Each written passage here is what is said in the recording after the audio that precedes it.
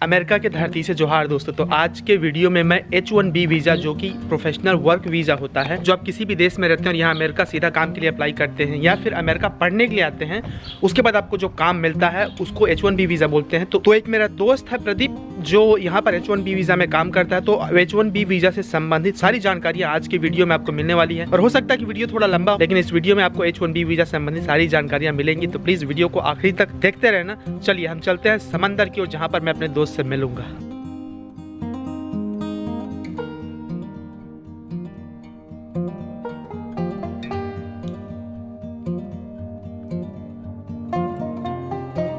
अगर आप मेरे चैनल में पहली बार आए तो बता दूं कि मैं रहता हूं यहाँ अमेरिका में और हूँ इंडिया के एक छोटे से गांव से। यहाँ अमेरिका में काम करता हूं और पढ़ाई करता हूं और आपके थोड़े बहुत जानकारी और मार्गदर्शन के लिए यहाँ के एजुकेशन, जॉब, वीज़ा कैसे मिलता है, उन चीज़ों के साथ साथ यहाँ अमेरिका के लाइफस्टाइल के बारे में छोटा मोटा वीडियो बनाते रहता हूँ। तो वेलकम टू माई चैनल। सो ये हमारा दोस्त है प्रदीप। प्रदीप, बॉम्बे से हो तुम? यस, हाँ। बॉम्बे से? कहाँ पर बॉम्बे से? Actually new Mumbai. New Mumbai, हाँ, नेक्स्ट टू द मुंबई। हाँ। तो कितने सालों से रहते हो प्रदीप यहाँ पर अमेरिका में? अभी 11 साल हुए मुझे। 11 साल? तो तुम यहाँ का क्या करते हो? काम करते हो, पढ़ाई करते हो, या दोनों? कैसे किया था तुम्हारी यात्रा, कैसे रही यहाँ तक अमेरिका की? तो मैं तो यहाँ एज अ स्टूडेंट आया था F1 वीज़ा पे। हाँ। तो मैंने इंडिया में कंप्यूटर इंजीनियरिंग की। बैचलर वहाँ किया था इंडिया में? हाँ, इंडिया में बैचलर्स वो। F1 वीज़ा क्या होता है? F1 वीज़ा जो होता है वो आपको पढ़ाई के लिए मिलता है। वो स्टूडेंट वीज़ा होता है। 5 साल का होता है वो वीज़ा। और आप अगर आना चाहते हो यहाँ पे तो आपको GRE और TOEFL, ये 2 एग्ज़ाम होती है, वो देनी पड़ती है। तो कितना आसान होता है F1 या स्टूडेंट वीज़ा मिलना यहाँ अमेरिका के लिए? जो मान लो मार्जिनलाइज कम्युनिटी से लोग हैं, जो मान ले पता नहीं गरीब लोग हैं लेकिन इंटेलिजेंट हैं, क्या उनके लिए वो कर पाना संभव है? हाँ, आई थिंक सबसे इम्पोर्टेंट बात ये है कि आपका GRE स्कोर अच्छा होना चाहिए। हाँ। GRE स्कोर, अगर GRE में आपके सिर्फ 3 सेक्शंस होते हैं। एक तो मैथमेटिक्स होता है और एक्चुअली 2 सेक्शन होते हैं। मैं एकदम पुराने बैच से हूँ, तो I am talking about 2010-2009 batch. तो क्या बैचलर में जो उसका नंबर होता है वो मैटर नहीं करता है? GRE का नंबर मैटर करता है? एक्चुअली वो सब मैटर करता है। आपका GRE स्कोर, आपका बैचलर्स का ओवरऑल एवरेज, और आपका TOEFL। बट अगर सब मान लो कि आप इंग्लिश में अगर आप इफ़ यू आर वीक, तो आई थिंक मिनिमम 80-85 ऐसा कोई तो भी स्कोर होना। लेकिन इंग्लिश बोलना ज़रूरी है क्या? मतलब इंग्लिश आना ज़रूरी है क्या? फ्लुएंट इंग्लिश बोल पाना? नहीं, आपको सिर्फ आप अगर नॉर्मल इंग्लिश भी बोल पा रहे हो, लिख पा रहे हो, सुन पा रहे हो, तो आपको बस 80 क्रॉस करना है TOEFL में। अगर आपने वो कर लिया तो वो हो जाता है। It's not difficult. और बहुत सारे मेरे ऐसे दोस्त थे जिनको तो इंग्लिश बिल्कुल भी नहीं आता था। एक मेरा यहाँ पे एक चाइनीज़ फ्रेंड था। ही मतलब उसका इंग्लिश तो एकदम वीक था, मतलब literally he didn't know how to speak, but he was good in studies. तो पढ़ाई में अच्छा होने के कारण भी उसने रट के, जो भी हो, जैसा भी हो, जिससे प्रिपेयर करके ऑलमोस्ट 102 स्कोर आया था उसका। मैक्सिमम कितना होता है? 120 ना? I think 120। अभी मुझे पता नहीं रिसेंटली क्या है, बट 120 का होता है स्कोर। अच्छा। और आपको मिनिमम 80 होना चाहिए। अगर आपको किसी भी यूनिवर्सिटी में, अगर सब मान लो कि आप अमेरिका के किसी भी यूनिवर्सिटी में, हाँ, अगर आपका स्कोर 80 से नीचे होगा तो आपको वापस देना पड़ेगा। बट अगर आपका स्कोर 95 या 100 के ऊपर है तो आपके चांसेस बहुत ज़्यादा हो जाते हैं कि आप अच्छी से अच्छी यूनिवर्सिटी में घुसें। तो प्रदीप जैसे बता रहा था कि बहुत सारे स्टूडेंट लोग हैं जो मुझसे पूछते हैं कि क्या मुझे इंग्लिश नहीं आता, मैं फिर भी आ सकता हूं? तो जैसे प्रदीप बता रहा है, उसका एक दोस्त भी है और बहुत लोगों के साथ भी होता है कि आपको फ्लुएंट इंग्लिश बोलना ज़रूरी नहीं है। और इंडियन स्टूडेंट लोग तो पढ़ने में बहुत वो रहते हैं, मतलब रट के कैसो भी करके, तो आप वैसा करके भी कर सकते हैं। तो वो संभव है। मैं खुद वर्नाक्युलर मीडियम से था। मैंने 10वीं तक मैं एक्चुअली स्टेट ऑफ महाराष्ट्र से हूँ। इंडिया में। तो मैंने अपनी 10वीं की पढ़ाई तो सिर्फ मराठी में ही की थी पूरी तरह। हाँ, और तो ये फिर- बड़ी बात है। मुझे लगता है कि वो खुद मराठी मीडियम से है, लेकिन अमेरिका में रहता है अभी, यहाँ स्टूडेंट के रूप में आया था मास्टर करने, फिर अभी काम करता है 11 सालों से अमेरिका में। तो अभी जैसे आप काम करते हो यहाँ पर, तो यहाँ का कई लोग पूछते हैं कि यहाँ का लाइफस्टाइल कैसे रहता है, कि मतलब कितना पैसा लोग कमा पाते हैं, कि घर का किराया दे पाते हैं, और फिर बाकी चीज़ों को क्या मतलब बेटर है इंडिया से, या फिर क्या बोलोगे उसके बारे में? हाँ ज़रूर, एक्चुअली आप अगर यूएस जैसी कंट्री में आते हो तो आप सिर्फ जॉब के लिए नहीं आते हो, आप दुनिया सीखने आते हो, आप आप ज़िंदगी सीखने आते हो। यहाँ पे जो आपको एक्सपोजर मिलेगा वो आपको इंडिया में कभी नहीं मिलेगा। यहाँ पे आप आओगे, आप पूरी दुनिया के लोगों से मिल सकते हो, आप पूरी दुनिया का कल्चर सीख सकते हो। मतलब ऐसा कहा जाता है कि जो सबसे ज़्यादा ट्रैवल्ड होता है वो बहुत वाइस होता है। तो इस हिसाब से अगर आपको सारी दुनिया घूमनी है तो आई थिंक अमेरिका जैसी कंट्री इज़ द बेस्ट, क्योंकि आपको एक कंट्री में ही पूरा दुनिया मिलता है। तो जैसे तुम यहाँ पढ़ाई किए थे मास्टर का, वो तो स्टूडेंट वीज़ा था, फिर स्टूडेंट वीज़ा से जो काम का वीज़ा है वो कैसे मिला, और वो कितना मुश्किल होता है? क्या खुद को काम ढूंढना पड़ता है या कोई कंपनी आपको हायर कर लेती है? अगर आप स्टेम से अगर आप यहाँ पे आते हो मास्टर्स करने के लिए, स्टेम का मतलब होता है sciences, technology, engineering and mathematics. अगर आपकी फील्ड इन चारों में से कोई एक है और अगर आप यहाँ पे मास्टर्स करने आते हो तो आपको 36 मंथ्स का, मतलब ऑलमोस्ट 3 साल का जो है आपको ओपीटी मिलता है। ओपीटी क्या है? ओपीटी जो होता है उसको बोलते हैं ऑप्शनल प्रैक्टिकल ट्रेनिंग, जो एक ईएडी होता है, एम्प्लॉयमेंट कार्ड होता है। उस कार्ड के बेसिस पे आप यूएस में किसी भी कंपनी में आप काम कर सकते हो। तो लेकिन काम आपको खुद ढूंढना पड़ेगा। हाँ, आपको काम खुद ढूंढना पड़ेगा, बट यहाँ पे सब जैसे कि अगर आप आते हो तो बहुत सारी कैंपस इंटरव्यूज़ होती हैं, और बहुत सारी सब यहाँ पे ऑनलाइन होता है। आप you can find jobs online, LinkedIn, everywhere there are lot of jobs available online. तो आप सब ऑनलाइन अप्लाई करते रहते हो। सो आपके पास ऑलरेडी 3 साल होते हैं ईएडी में।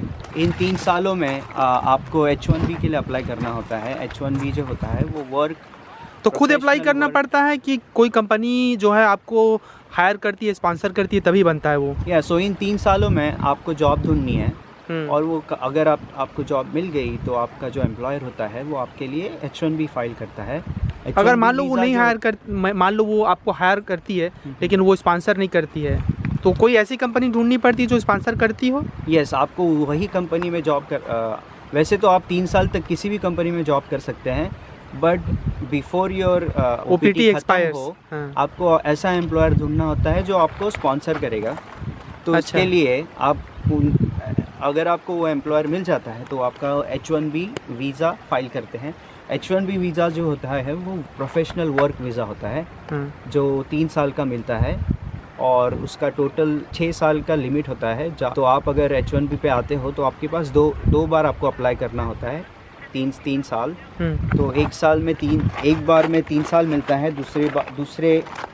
दूसरी सेकेंड टाइम में you get for another 3 years। अच्छा, 2 बार एक्सटेंशन होता है उसका? 3 साल का? एक बार एक्सटेंशन होता है, तो अच्छा। 6 साल टोटल होते हैं उसके। बट आपका 6 साल ख़त्म होने के पहले आपने ग्रीन कार्ड के लिए अप्लाई करना होता है, जो आपका एम्प्लॉयर आपके लिए फाइल करेगा। अच्छा, जैसे ये मान लो कि आपका एम्प्लॉयर ने आपका H1B कर दिया तो 2 साल। और क्या वो हर कंपनी करती है?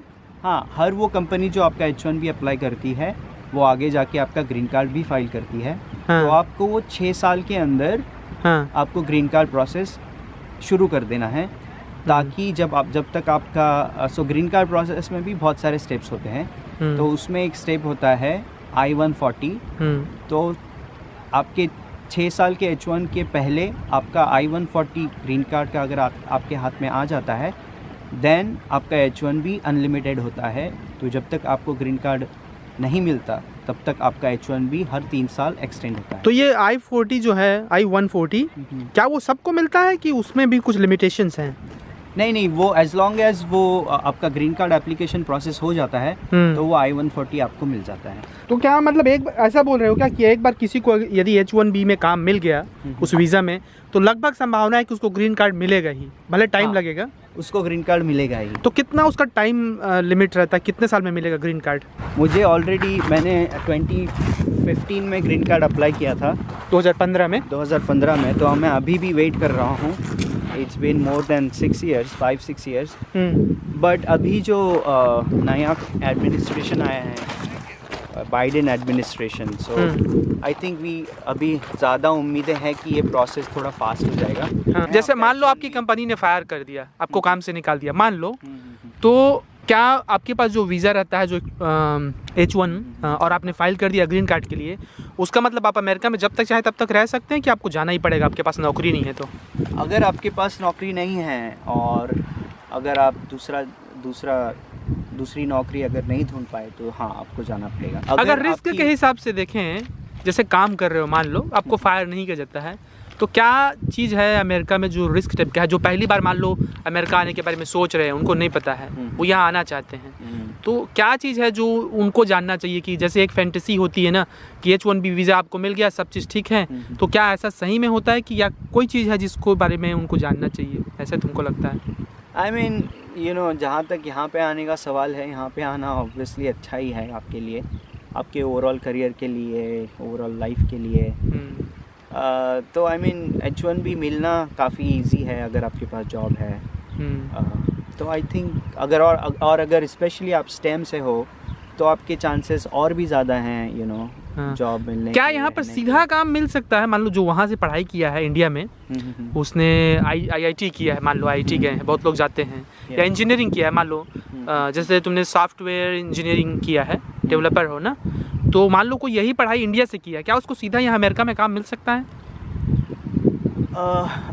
बहुत मुश्किल है। अगर IIT और अगर आप बहुत ही टॉप इंस्टीट्यूट से हो, जैसे IIT, हाँ, तो मोस्टली IIT जैसे यूनिवर्सिटीज़ में जो कैंपस इंटरव्यूज़ होते हैं, वहाँ पे आपको अगर अमेरिकन कंपनी खुद आती है और हायर करती है, that's the only way you can get into United. वो एक ही तरीका है अगर आप इंडिया से कर रहे हो। ऑनलाइन अप्लाई नहीं कर सकते? नहीं, क्योंकि वो बहुत टीडियस, बहुत मुश्किल प्रोसेस होता है वो। क्या ऐसा होता होगा, या मतलब हालांकि ये तो मतलब ऐसे ही हम अज्यूम कर रहे हैं कि कोई यहाँ पढ़ा है और उसको काम नहीं मिला, ऐसा बहुत कम मैंने सुना है, तो क्या सही है? अगर आप स्टेम से हो तो आपको ऐसा कभी नहीं होगा कि आपने पढ़ाई की और आपको जॉब नहीं मिला। अगर दूसरी फील्ड से हो, जैसे सोशल साइंसेस है, तो शायद वो थोड़ा मुश्किल हो जाता है, क्योंकि लेकिन उनको भी मिल ही जाता है कुछ ना कुछ, मैंने देखा है कुछ ना कुछ मिल ही जाता है, या बट वो थोड़ा स्टेम जितना इजी नहीं हो। जब पढ़ाई कर रहे हो तो फिर ये जैसे खर्चे का कई लोगों को लगता है ना, इतना खर्चा आता है पढ़ने का, करोड़ों रुपए खर्चा है, लाखों रुपया, तो कैसे वो मेंटेन होता है? क्या सरकार पैसा देती है या खुद से देना पड़ता है, या काम करते हो, कैसे बनता है वो? हाँ, अगर आप SC ST कम्युनिटी से हो तो शायद आपके लिए गवर्नमेंट से फंडिंग होती है। अगर आपको किसी भी और वीज़ा से संबंधित कोई भी सवाल पूछना हो, या H1 वीज़ा से संबंधित वीज़ा के बारे में भी, तो आप मुझे ईमेल कर सकते हैं, जो कि मेरे वीडियो के डिस्क्रिप्शन में रहता है। मेरा ईमेल है gawar.inqlabi@gmail.com। लेकिन जो लोग मान लो SC ST कम्युनिटी से नहीं है, या मान लो है भी, उसको स्कॉलरशिप नहीं मिला है, तो फिर वो उनके लिए क्या विकल्प रहता है? तो अगर उनके लिए विकल्प ये है कि जैसे कि मैंने IT में की है मास्टर्स कंप्यूटर साइंस में, तो अगर आपके पास वो फंडिंग का ऑप्शन नहीं है और अगर आप अफोर्ड कर पाते हो, जैसे मैं जब आया था 2010 में, तो मेरी स्कूल फ़ीस उस टाइम पे तो US रेट का वैल्यू थोड़ा कम था, आई थिंक 48-45 था कंपेयर टू नाउ। और मेरा मास्टर्स का सिर्फ स्कूल फ़ी आई थिंक 35,000 था, 35,000। तो I think that time it was 15 lakhs, close to 15 lakhs। तो मेरे पिताजी ने घर के ऊपर लोन लिया था, मॉर्गेज रख के। तो इंडिया से लोन लिया था? इंडिया से लोन लिया था 15 lakhs का। और जब मैं यहाँ पे आया तो मेरा लिविंग एक्सपेंस मेरे ऑन कैंपस जॉब से कवर होता था मोस्ट। मतलब जब स्टूडेंट हो तो काम भी कर सकते हो आप कैंपस अगर में? स्टूडेंट हो तो आप काम कर सकते हैं, आपके लिए ऑप्शंस होते हैं। तो उससे या- क्या खर्चा चल जाता था, मतलब किराए का या जो भी खाने पीने का तुम्हारा? हाँ, उससे काफ़ी खर्चा निकल जाता है, आपका रहने का खाने का खर्चा निकल जाता है। स्टेम से हो और आपको अच्छी जॉब मिलती है, अगर स्पेशली अगर आप आईटी में हैं तो विद इन 1-2 साल आप पे ऑफ कर देंगे। तो उस लोन के बारे में लोगों को बहुत सोचना नहीं चाहिए, अगर वो लोन ले सकते हाँ, हैं। अगर आपके पास लोन का ऑप्शन है तो आपको ले लेना चाहिए, क्योंकि आप अगर यहाँ पे जैसे आपकी जॉब लगती है आपके लिए बहुत आसान है पे बैक करना। तो प्रदीप, अब जो जैसे कि जिस वीज़ा में तुम हो, मान लो अभी तुमने अप्लाई कर दिया ग्रीन कार्ड के लिए, वेट कर रहे हो, तुम्हारे पास I-140 है, तो क्या तुम अपने रिलेटिव को, मान लो पेरेंट्स को, भाई बहन को लाना चाहते हो, तो क्या यहाँ अमेरिका ला सकते हो? वो लोग आ सकते हैं? मान लीजिए कि आप इंडिया जाते हो और शादी करके आते हो तो आपकी जो वाइफ होती है वो डिपेंडेंट वीज़ा पे आती है, जो होता है H4 वीज़ा। अब उस वीज़ा में वो काम नहीं कर सकती है ना, जो हाँ, अभी पति या पत्नी है? यस, तो that's what I am coming to, कि अगर आपके पास I-140 जो है, ग्रीन कार्ड का जो I-140 होता है वो आपके पास अगर है तो आपकी वाइफ को EAD मिलता है, जिसे बोलते हैं H4 EAD। तो उसका उस मतलब क्या है? EAD जैसे EAD मतलब होता है एम्प्लॉयमेंट ऑथराइजेशन कार्ड, जैसे आपका OPT होता है EAD, वैसे ही H4 का भी EAD होता है। तो वो सिर्फ एम्प्लॉयमेंट डॉक्यूमेंट होता है जिसके बेसिस पे आपकी वाइफ जो है कहीं पे भी किसी भी फील्ड में जॉब कर सकती है। तो ये तो थे प्रदीप, और प्रदीप के टाइम के लिए बहुत शुक्रिया। अगर आपको और कुछ भी पूछना हो तो प्रदीप हमारा दोस्त है, वो जवाब ज़रूर देगा। तो कभी भी कुछ पूछना हो एजुकेशन से संबंधित, गांव के लोग पूछते रहते हैं, तो ज़रूर बताना। प्रदीप खुद मार्जिनलाइज कम्युनिटी से आता है और यहाँ पर बहुत सारे संस्था है जो लोगों को मदद करते हैं पढ़ने के लिए।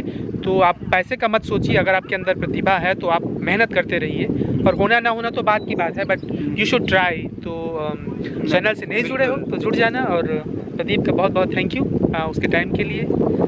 मैं आभारी हूँ कि क्या बोलते हैं, हाँ ठीक है, I'm glad that I was able to help, and please reach out to me if you need any help. तो चलिए फिर आज का वीडियो इतना ही। और अगर आपको वीडियो अच्छा लगा हो और जानकारी आपके लिए महत्वपूर्ण रही हो, ये थोड़ा बहुत उपयोगी रहा हो, तो प्लीज़ चैनल से जुड़ना, इसको शेयर करना अपने दोस्तों के साथ, शायद उनके लिए भी ये उपयोगी हो जाए। और चैनल से अब तक जुड़े नहीं हो तो सब्सक्राइब जरूर कर लेना।